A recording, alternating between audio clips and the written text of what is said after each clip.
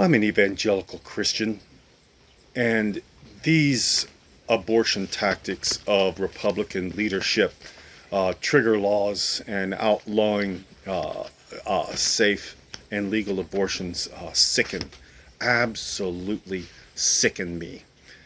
They One might ask, why is abortion the litmus test for Republicans and for conservatives? And there's a very, very good reason it fits so well with what conservatives are attempting to do. It has nothing to do with the lives of the unborn in the minds of Republican leadership. It requires nothing for a person to be pro-life beyond self-righteousness and condemnation of others. It doesn't require money, it doesn't require thought, it doesn't require plans, it doesn't require positive legislation to do good, it doesn't require anything. But there is a huge cost to these retributive and destructive policies. Well, if there's a huge cost, who's paying it? Not pro-life advocates.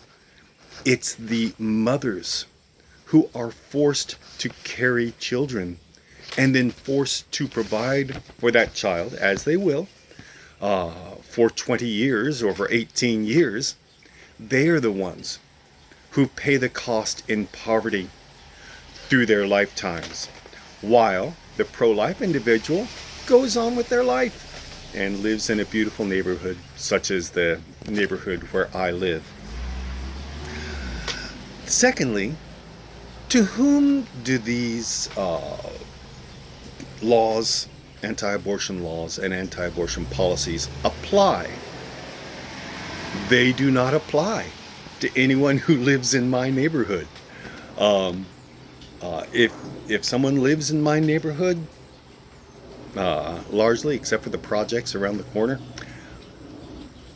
if they need an abortion, they'll call a state where abortion is safe and legal. They'll get on a plane, check into a clean and comfortable motel or a hotel, whatever they want, have the abortion done, and if they need time to recoup, they will, and have a good dinner, and then fly home. It does not apply to people who have options. Poor people have poor options. So to whom does it apply? It applies to people, very usually weighted toward black people, who do not have options. It is the perfect, absolutely perfect litmus. There are issues all across the country that are killing people. Goodness! And these anti-abortion policies are going to increase and will have always increased maternal mortality, infant mortality, suicides, but they do not touch.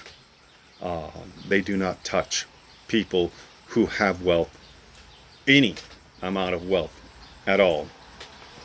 And lastly, it's absolutely a perfect conservative litmus test central issue because it preserves white privilege. White privilege? I don't have any privilege. I've worked all my life to get everything I want. I didn't do that. A fish cannot know what it is to be wet.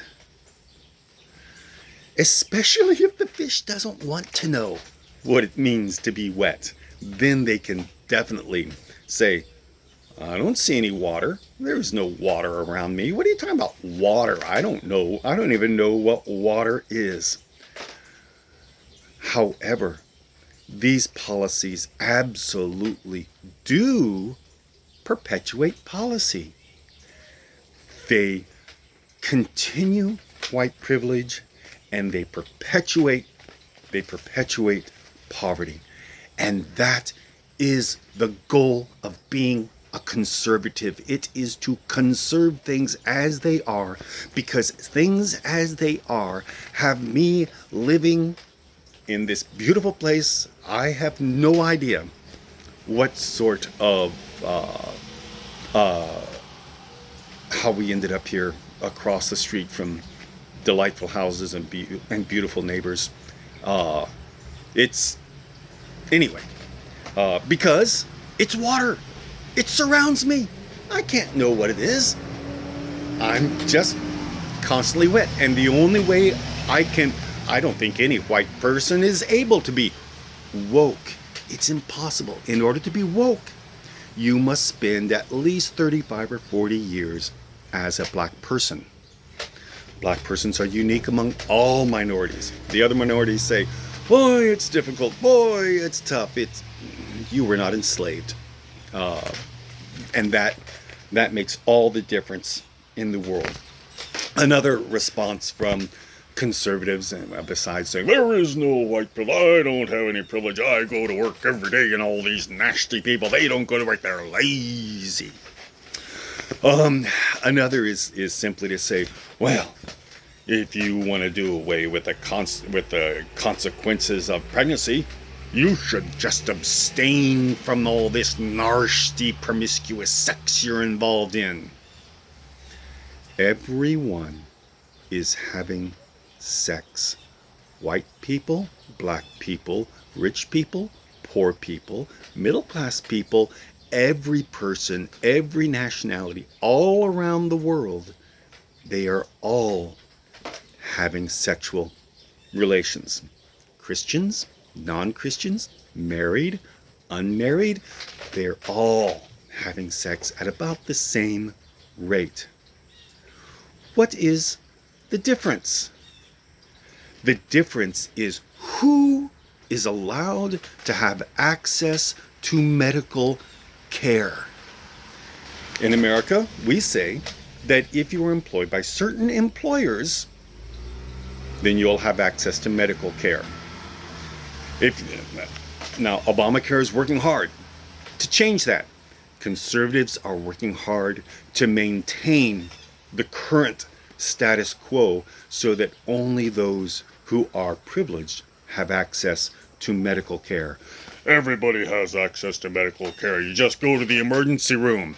Oh my, I hope someday your grandchild has diabetes and they are forced to depend on the emergency room for their chronic condition, or has cancer and they go to the emergency room without medical insurance. And the emergency room says, oh, I see you're in a lot of pain. We will send you home. This is the point to conservative values. A dentist who went up to the knobs of Kentucky to work with people said over and over again, the dental hygiene of those who are up in the hills is exactly the same as the dental hygiene of those who live in Frankfurt or Lexington, or Cynthiana. It's exactly the same. The difference is who has access to remedial dental care, to root canals, to crowns, to fillings. The people who live in the cities are more likely to have dental insurance to be able to have access to remedial dental care.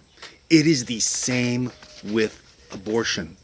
The people who have access to abortion are not affected by these trigger laws. They can go and get the abortion whenever they need to.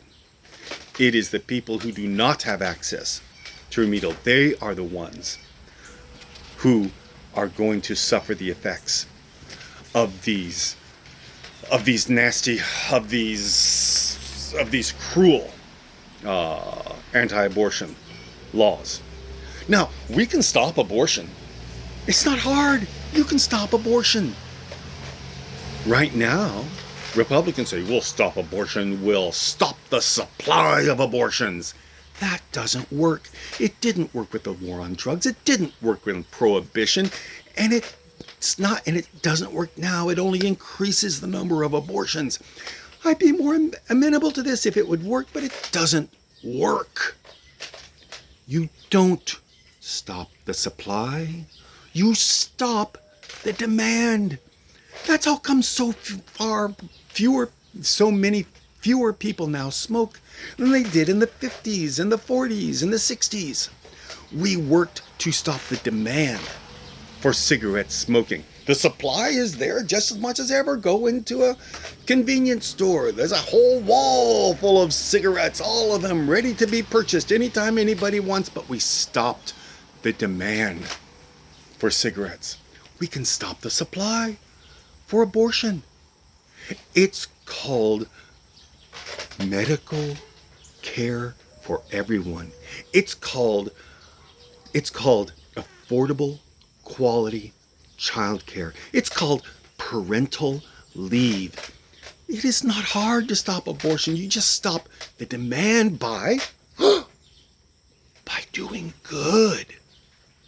We're not allowed to do good. Our only option is to imprison people and to have $10,000 fines on people. It's our only option. We must be evil. No, we don't have to be evil.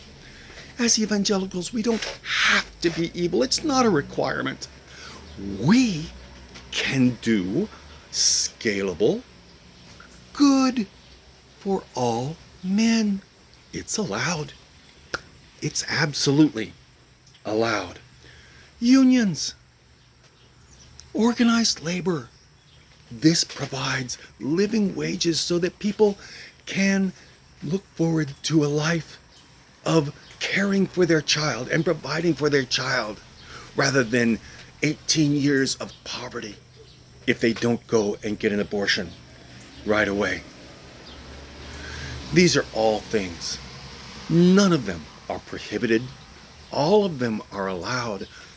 The trick is we need to say, I think we should try and benefit many people rather than hoarding things for ourselves. The trick is to recognize that the more we expand benefit, the more we benefit ourselves. If we have the viewpoint that Dickens called the wicked cant, the wicked song, that if I expand benefit to others, I contract benefit to myself. That's wrong. That's not just wrong logically, that's evil.